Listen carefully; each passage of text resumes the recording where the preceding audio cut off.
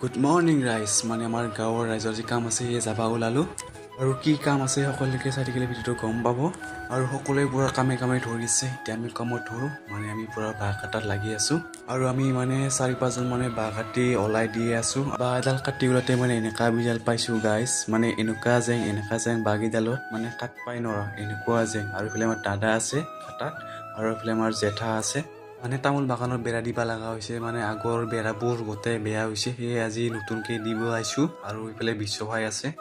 আৰু এইফালে আমাৰ ৰিপুল ভাই আৰু ৰ'দটো কিন্তু বেয়াকৈ দিছে আৰু আমাৰ বেৰা দিয়া হয়ে আৰু আজি মানে খানা আয়োজন কৰিছে খানা খাই যাব লাগিব